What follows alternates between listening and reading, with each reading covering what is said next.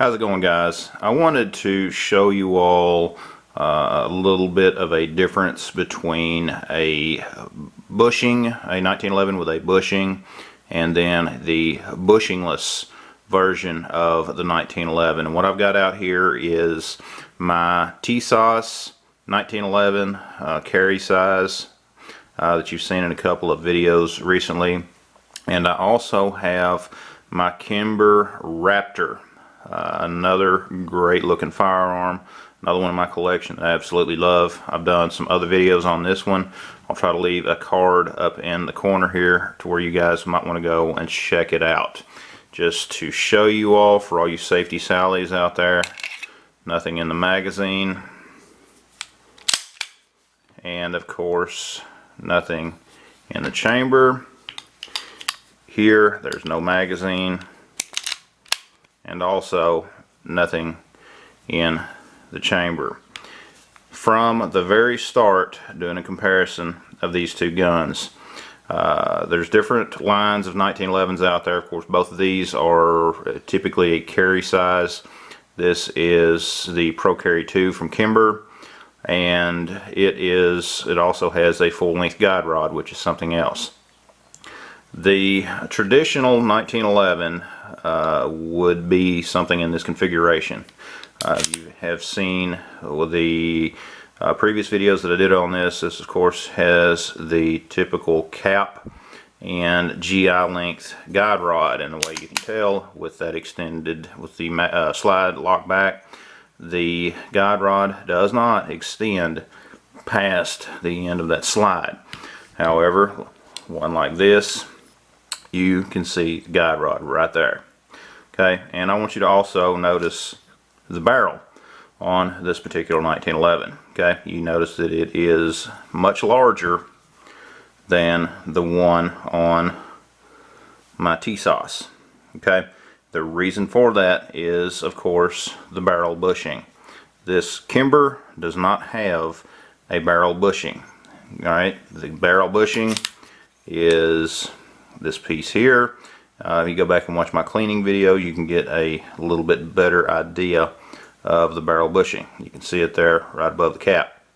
Okay, the barrel bushing is traditionally what is seen on more of your 1911s, unlike what a lot of them out there are today. But you can get the bushingless, which you can see here. And the difference is that the barrel on these, it's typically a bull barrel that will match, that will mate up with the slide itself.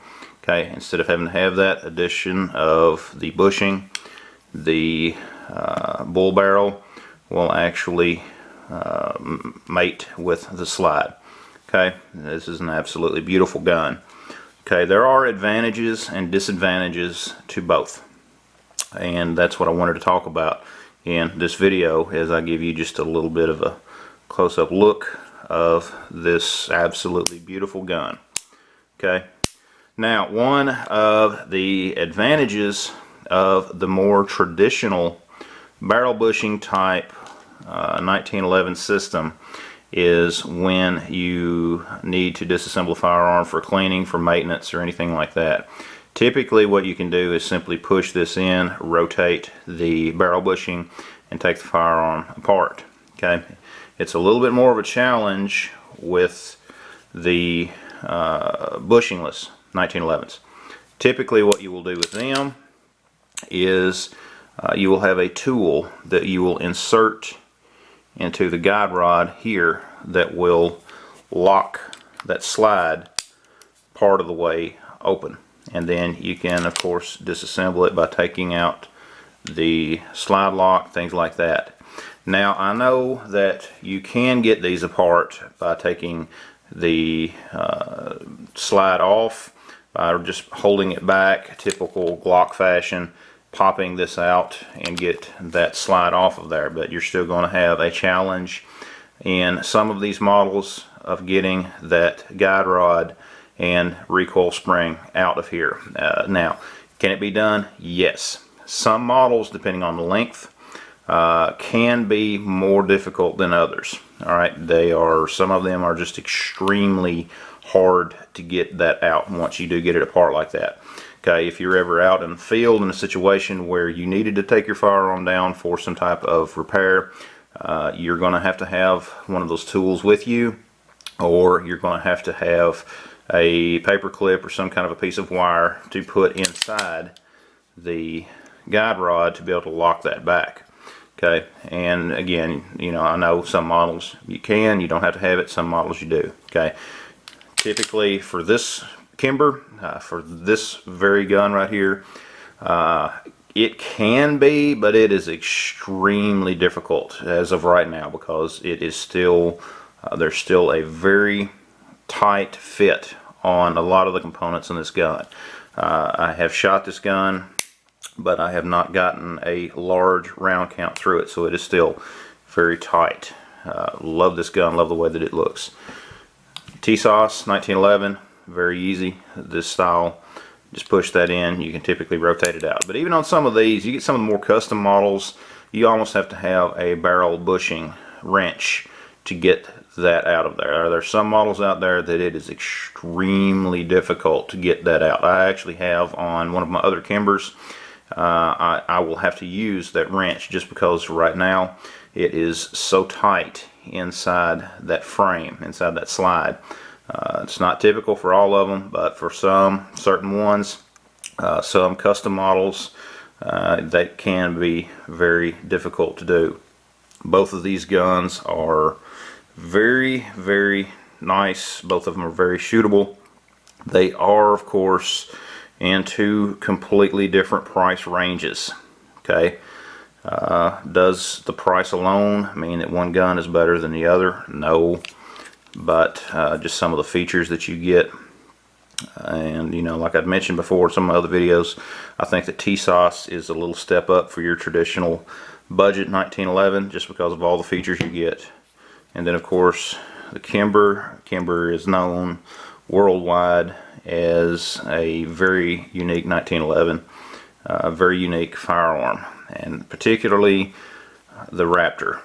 Just the way the grips look, just all of those, the scalloping. And I know a lot of people complain about this, about the mainspring housing. That is replaceable, it's no big deal. And if, you know, and there again, why replace it unless there's a problem with it? You know, some people, I know they would prefer a metal mainspring housing, and that's just everyone's preference. I don't really have any issues with that one. If I did, yes, I would replace it, but no big deal. And you can see, and just showing you some of the features on this, just some of the way that this firearm looks. Feels very good in the hand, very aggressive texturing right here.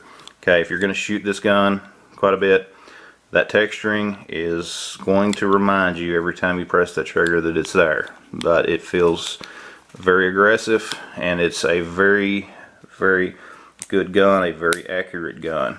At the same time, my T-Sauce, the front strap on it, there actually is no texturing. It's very smooth, which I have thought about trying to add some texturing, just get some of the texture files and actually adding a little bit of texturing to that, or you can get different grips out there that will wrap around it.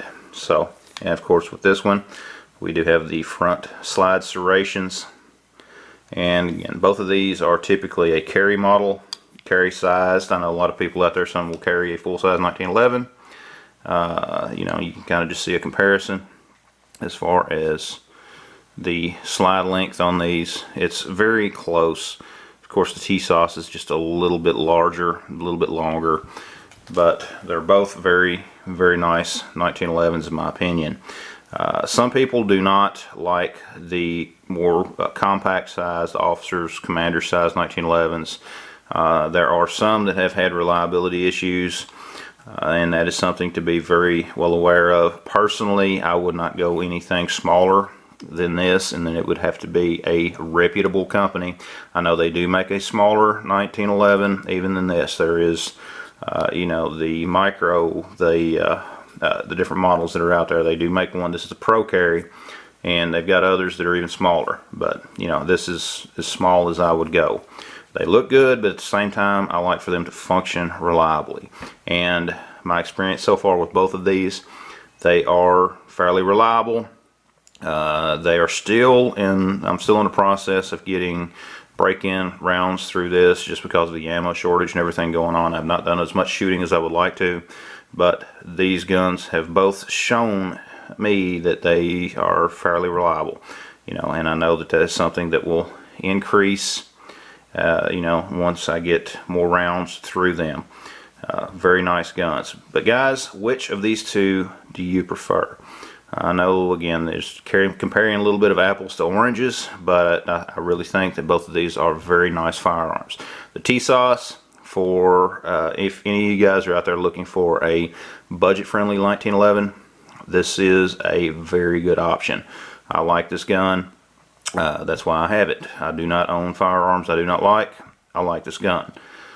Kimber, of course, I love Kimber. I have several of them, and this is just one more that in my collection. I really love how it looks.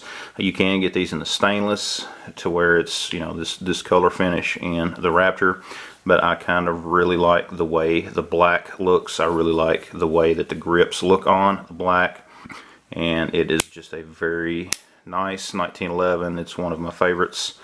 Well, all of mine are my favorites, I guess you could say.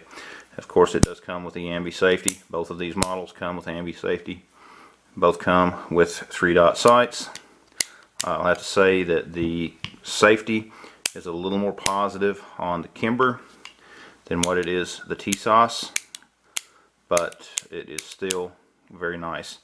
But guys, I just wanted to get these guns out here to show you just kind of a little bit of a comparison, and also show you the difference between a bushing 1911 and one with a bull barrel. It has the bushingless slide and barrel fit, and you know, both are reliable, both are you know, very nice in my opinion. It just really depends on personal preference. It depends on what you're wanting to do.